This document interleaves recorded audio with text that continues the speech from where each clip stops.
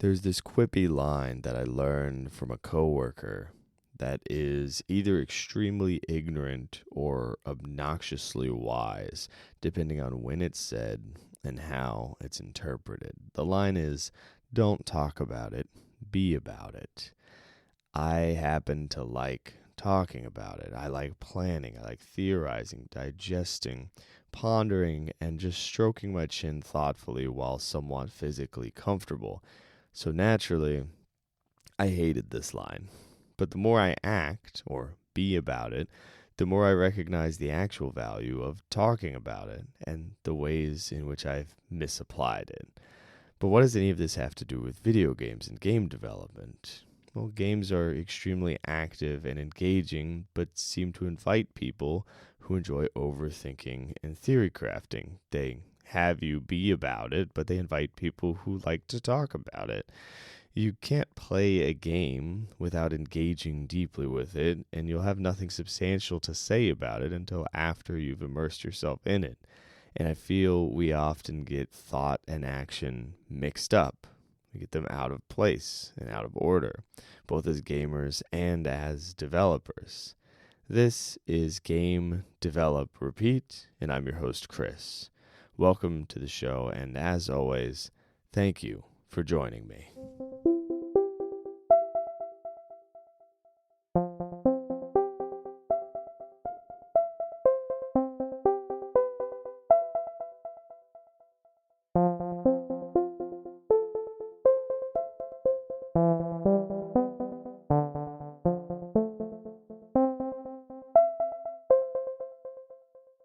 I find that my most memorable gaming experiences happen spontaneously, without me having some grand plan or even any real knowledge of the game. My favorite games and movies, as a matter of fact, were surprising and were rarely the result of months or years of excitement and anticipation. I was just in it, immersed, learning about it, being about it, without excessive anticipation. Some anticipation, sure, but not years, usually not even months. Not for my favorites. I want to know as little as possible to convince me to play a game. Not for spoilers exactly, but for my own expectations. That's a tough situation to pick games out in, though. The less information you have, the more likely you are to like the game, but the likelihood of the game sucking or not being for you also increases because you're not filtering them. But I think it's worth it. It's worth skipping all the talk about a game and just trying it out on a vague sense of this looks like it might be my kind of thing, so long as the game is cheap enough, easy to refund, or has a solid demo. Gaming isn't about playing the objectively best games, if there even is such a thing, at least not to me. To me, it's about having a beautiful experience and sometimes bonding with others through it. Often, it's about self exploration or something else that I haven't thought about, like unlocking every costume in Dead or Alive Beach Volleyball. What I'm getting at is this: talking about it after you've played some, is digesting it, is connecting with others, and continuing to have fun with the game. Talking about it before playing is mostly marketing and building plans for a plot of land that you've never seen in person. Some guy told you it's a perfectly level, fertile paradise of a plot of land. But you might show up and get a rude surprise. It might be rocks, sand, and tumbleweeds, or just bugs. Lots and lots of bugs. Now, I love talking about games. Clearly, there's over 150 episodes of me talking about games, and I'm still going. But there's a reason that I avoid spoilers so aggressively, even mechanical ones. And I avoid excess hype so long as my passion doesn't overtake me, like it probably did with Expedition 33 or Stardew Valley or some other games. So it often does that. But I avoid all these things all because I want to give the game space to do their thing. Every bit of hype that builds before you experience the game risks turning your favorite game into a pretty good game or just a little underwhelming. And it's easy to ignore the impacts that pre-game hype has on us since we can't observe both potential timelines. And if we're going to be completely honest, we like to believe that marketing doesn't affect us, and we like to believe that hype doesn't impact our experience because it makes us feel a little bit more independent and mentally strong, but we can't actually tell all the time. So I'm trying to move towards my childhood method of just grabbing a game that looks cool off of the shelf and trying it out. But it is something that requires conscious effort and careful design of my environment, because it's hard not to look at a game's Steam score and have an immediate judgment that either slows me down and makes me do more research on the game or hypes me up and makes me very excited for it. But it's also difficult with the sheer quantity of games that we have these days, and you kind of have to make some sort of snap judgments. But now I'm getting really far off the rails and going on quite the tangent. A great game invites you to be a part of it, and some games can even pull you away from the hype or build a community that respects the game so deeply that all they'll say when recommending the game is, "You really should try it. I think you'll like it. Trust me." The Outer Wilds is an example of a game with this sort of community. There are very few people who give a large number of details about the game because they all know that it is best experienced with a minimum amount of information.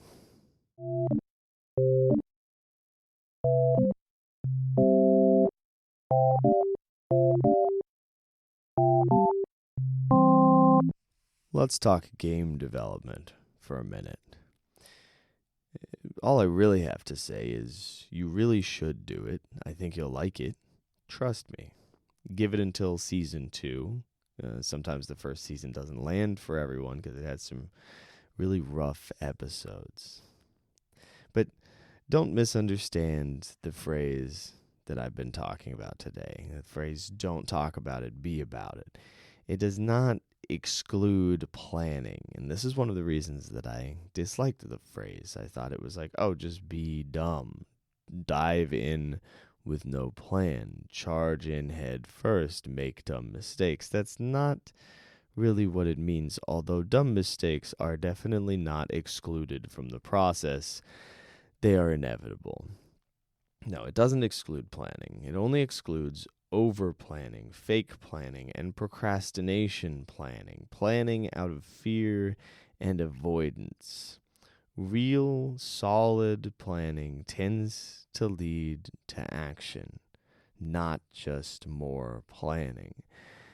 It's not a perpetual circle of plans, an Ouroboros of planning. If you pay attention, you can feel the slow march towards action, even in long planning phases. I would love to give specific, clear, step-by-step, here's how you know you're planning, here's how you plan effectively, so on, but we know these things are different for every project and for every person. Don't linger. Get that slow march of planning going and keep going. Let the rubber hit the road a little bit and see what goes wrong, when it goes wrong, and why it goes wrong. As for talking about it, I wonder if I've done too much of that with this show sometimes. And honestly, I'm going to keep doing it anyway, but I do wonder if I've done an amount of talking about it that has a negative impact on my development. This episode was partially inspired by a tiny part of a Healthy Gamer GG stream. He mentioned that talking about your goals makes you less likely to take action. It makes you feel accomplished. It makes you feel as though you've already done it. And I wonder if this podcast has functioned more as a reminder of my intentions or more as a coping mechanism that makes me feel as though I'm doing the hard work. It's an interesting thought, but either way, I'm enjoying the show, and I'm convinced that it is a positive part of my life, and it's doing something good for me. So it goes on, even if the purpose shifts a little bit over time or if it doesn't accomplish exactly what I wanted it to. And that's kind of the thing about being about it. You can have a plan, you can have some specific thing that you want to do, but then when the rubber hits the road, you might get a completely different benefit out of what you're actually doing. You can start a game and expect it to be a challenging arcade style experience. You can expect it to be brutal, you can expect it to be painful, and you can walk out of it having had a deeply emotional experience. You can expect a deeply emotional experience, and you can walk out of it feeling comforted in a way that you weren't expecting. Right? Maybe you're expecting tears, and instead you get cozy comfort. Maybe you're expecting cozy comfort, and instead you get tears. There are a few games that have done that to me. They market themselves as very cozy and comfortable, and then I play them, and I go, man, that's a lot of feelings that I'm dealing with now. Once you get in there, once you start really doing the thing, it's going to be completely different than the conversation you've had about it. There's a reason that games are games and not podcasts. There's a reason that they're not books. Whoever was making it decided this is the best medium for what I'm trying to do, and they structured their creation around that medium. You can write, you can plan, you can design, and that's part of the creating, and those are their own creations, but the jump from design to game is substantial. Everything changes. It's a new thing. It's like the jump from book to movie. It's a completely different version. This is part of the reason why. I'm sorry, you might have just heard some loud background noise that I'm not going to be able to edit out. I'll explain why later. This is part of the reason that books and movies never quite satisfy the same way, right? The movie interpretation of a book is always just a little bit off. Even a really good version of it, it still doesn't have everything the book has. Well, yeah, it's a different medium. And when somebody's talking to you about a game, it's a different medium than the game, and it can convey a completely different idea than what the game experience actually is. And unfortunately, or fortunately, sometimes the only way to tell somebody how cool a game is to just get them to play it. Anyway, I've digressed quite a bit. It's where was I? I was reading a script and then I got excited and went off on this whole other thing. I was talking about how I enjoy this show. I enjoy this show, and I'm convinced it's a positive part of my life. Oh, and so it goes on, so on, so on, so on. Oh, yeah. Back to talking about it. I mentioned the Healthy Gamer GG thing and how talking about your goals makes you feel less likely to take action. Well, here's what I'm going to do. To not let this podcast get in my way too much by explicitly stating development goals and so on. And I think I haven't, to be honest, not much. I'm not going to state my intentions explicitly right now or where I'm at creatively. It's probably not exactly what you expect, or maybe it is. I don't know. But what I do want you to know is that I'm enjoying what I'm doing at this moment creatively. And I'm kind of just going to leave it there. And hopefully, through being about it, some of the stuff I talk about on this show is more powerful or more deeply true than if I was just talking directly about what I'm doing. I know that's not the most satisfying statement for me to make, but I think it makes some sense to me. Hopefully it makes sense to you. It's like how you can, if somebody is saying, I'm off script now, if somebody is saying, calm down, it has one effect. But if somebody in the room is completely calm, it has a completely different impact. If somebody's telling you to create and telling you that creating is good and talking about how wonderful it is and trying to convince you to create, that has a very different impact from just seeing like a kid sketching joyfully at a kitchen table, from seeing somebody playing an instrument for the first time, from seeing somebody just having a good time creating stuff.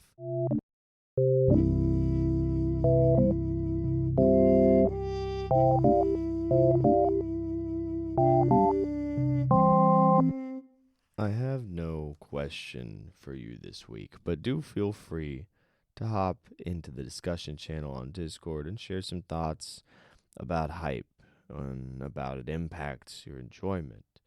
Also, and this is important, my computer is totally broken. Maybe it's not important for you, but it's very important to me. And I want to share this excuse with you because I've spent 2 days trying to fix my computer and I was unable. So I'm sorry about the slightly worse audio. This was recorded and produced under very frustrating conditions, but I am glad that I could get it out because I was excited about this topic.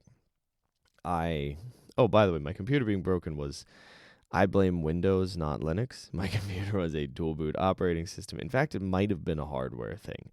We're not clear on that yet. It very well could simply be a motherboard that died. I'll find out. I ended up bringing it to somebody else to fix. I gave up and I went, somebody else fix this. And maybe it'll work. We'll see. But anyway, I'm glad I could get this episode out for you because I was excited about the topic. This was a nice mixed episode, mostly scripted, a little bit off the rails, and I'm experimenting a little bit more still. So feel free to hop into the Discord and give me feedback or email me at anxiousbuddhagames@gmail.com. But I am enjoying what I'm doing with this right now, so that's nice. That is all from me. Until next time, get out there, make some stuff, and have fun with it. I will see you in the next one. Bye-bye.